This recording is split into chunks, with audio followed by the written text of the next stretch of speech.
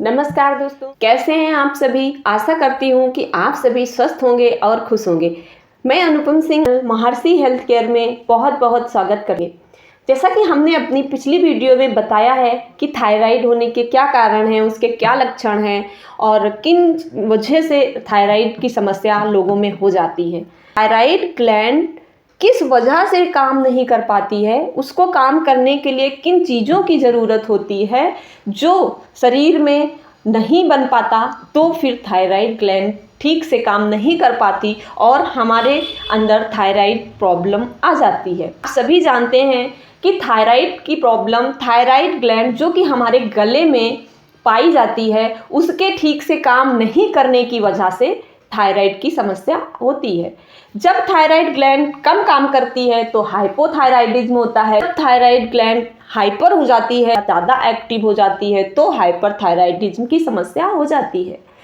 इसी तरह thyroid gland के काम करने के लिए कुछ चीज़ों की ज़रूरत होती है जो हमें हमारे भोजन से प्राप्त होता है।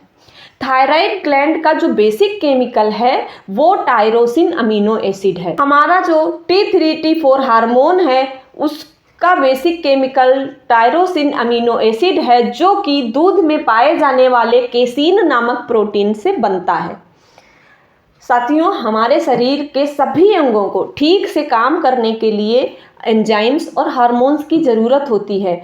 इन एंजाइम्स और हार्मोन्स को बनने के लिए हमारे भोजन में सभी पोषक तत्वों का होना आवश्यक है और हमारे भोजन में जो पोषक तत्व हैं उनको पचने के लिए विटामिन्स की ज़रूरत होती है और ये एंजाइम्स और हार्मोन्स हमारे भोजन में पाए जाने वाले फैट और प्रोटीन, इन सभी चीज़ों से बनते हैं। भोजन को संतुलित होना बहुत ज़रूरी होता है।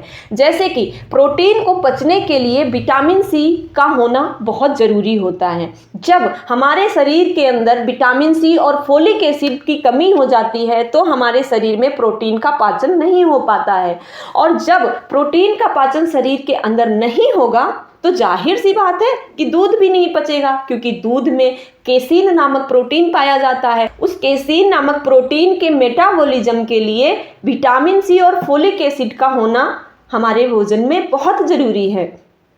जब इसकी कमी हो जाती है तो प्रोटीन नहीं पचता। और दूसरी बात मैं कहूँगी कि जब आपका डाइजेशन खराब होगा तो भी आपका प्रोटीन नहीं पचेगा। तो आपका डाइजेशन ठीक होना सबसे पहले ज़रूरी है। दूसरी बात, आपके भोजन में संतुलित मात्रा में हर तत्व का होना बहुत ज़रूरी है। तो साथियों, मैं आप सभी को एक बार फिर से बताती हूँ कि जब आपके शरीर के अंदर पाचन खराब होगा तो आपके शरीर के अंदर प्रोटीन नहीं पचेगा और प्रोटीन ना पचने का कारण है आपके शरीर के अंदर विटामिन सी और फोलिक एसिड की भी कमी है। साथ में आपके पेट में, आपकी आंतों में जो डाइजेस्टिव जूसेस यानी जो पाचक रस निकलने हैं वो सही मात्रा में सही टाइम पर नहीं निकल रहे हैं। इसका मतलब है कि आपके जो अंग हैं, पाचक अंग हैं, वो ठीक से काम नहीं कर पा रहे हैं। उसका कारण ये हो सकता है कि आप बिल्कुल भी फिजिकल एक्टिविटी नहीं करते हैं और जो भी आप खा रहे हैं वो संतुलित नहीं है। जब आपका पाचन खराब होगा, प्रोटीन नहीं पचेगा, प्रोटीन के नहीं पचने की वजह से टायरोसिन अमीनो एसिड नहीं बन पाएगा आपके शरीर में, टायरोसिन अमीनो एसिड नहीं बनेगा तो आपके शरीर में T3 T4 हार्मोन भी नहीं बनेगा और जब T3 T4 हार्मोन भी नहीं बन पाएगा तो आपकी थायराइड ग्लैंड ठीक से काम नहीं कर पाएगी। थायराइड ग्लैंड ठीक से काम नहीं करेगी तो आपके शरीर के अंदर मेटाबॉलिज्म ठीक से नहीं होगा और बहुत सारे कार्य जो कि थायराइड ग्लैंड की देखरेख में होते हैं वो नहीं हो पाएंगे। तो इस तरह आपके शरीर के अंदर कई सारी समस्याएं उत्पन्न हो जाएंगी। जो ये अमीनो एसिड है वो हमारे शरीर के अंदर प्रोटीन के पाचन होने से हमारी आंतों में बनता है। हमारी आंतों में बनने के बाद वो हमारी आंतों की इलियम में जो बिलाई होती हैं उसके द्वारा सोख कर ब्लड में पहुंचा दिया जाता है और जब ब्लड में ये हम पोषक तत्व पहुंच जाते हैं फिर ये हमारे शरीर के जरूरी अंगों तक पहुंचा दिए जाते हैं। अब आप एक साइकिल सा बनता हुआ देख सकते हैं। जब आपके शरीर में डाइजेशन ठीक होगा तो सही मात्रा में सही टाइम पे आप हमारे अंगों में पाचक रस निकलेंगे और हमारे अंदर पाचन ठीक से होगा हमारे भोजन का। उसके बाद हमारी आंतों में उसका ठीक से अब्जॉर्प्शन होगा, यानी कि आंतें हमारी उसको ठीक से सोख के खून में पहुंचाएंगी और फिर खून हमारे सभी अंगों तक पहुंचाएगा।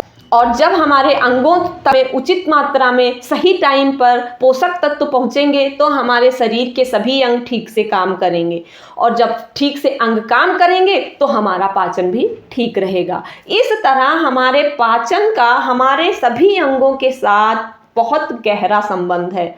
हम साथियों आपसे बार बार यही कहते रहते हैं कि आप सभी अपना डाइजेशन ठीक रखें, क्योंकि जब आपका डाइजेशन ठीक रहेगा तभी आपका शरीर ठीक से काम करती है। जिस तरह आपकी गाड़ी को चलने के लिए और हर वक्त पेट्रोल की ज़रूरत होती है, उसी तरह हमारे इस शरीर को भी सही तरीके से काम करने के लिए पोषक तत्वों की ज़रूरत होती है, जो कि हमें भोजन से ही प्राप्त होता है। तो हमारे भोजन का संतुलित होना जितना आवश्यक है उतना ही आवश्यक उसका पाचन होना भी है।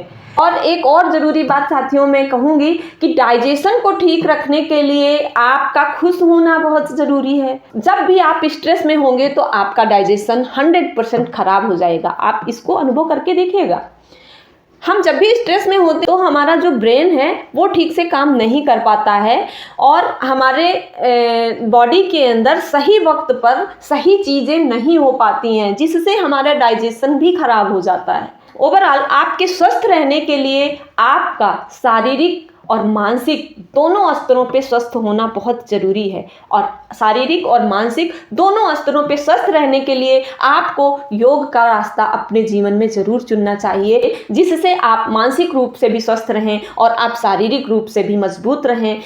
इस तरह आप अपने जीवन के हर लक्ष्य को प्राप्त कर सकें, आगे बढ़ सकें। अपने भोजन का ध्यान रखिए, आप संतुलित आहार लीजिए, सही समय पर लीजिए और सही मात्रा में लीजिए। इस तरह आपका डाइजेशन ठीक रहेगा और आप स्वस्थ रहेंगे, जिससे हमें बहुत खुशी होगी। और अब लास्ट में आप सभी से कहूँगी कि अगर आपको हमारी इन्फॉर्मेशन थोड़ी भी अच्छी लगी, हमारे चैनल को सब्सक्राइब जरूर करिएगा, जिससे कि हम अगली वीडियो अपलोड करें तो नोटिफिकेशन आप तक जरूर जाए और आप उसका लाभ जरूर उठा सकें। साथियों, आपके लाइक और सब्सक्राइब से हमें एप्रिसिएशन मिलता है आपके लिए अच्छी अच्छी जानकारियां लाने के लिए। तो साथियों, आप वीडियो को लाइक करिएगा, शेयर करिएगा और चैनल को सब्सक्राइब जरूर करिएगा। आप अपना ख्याल रखिए। हम मिलते हैं आपसे अगली वीडियो में। नमस्कार।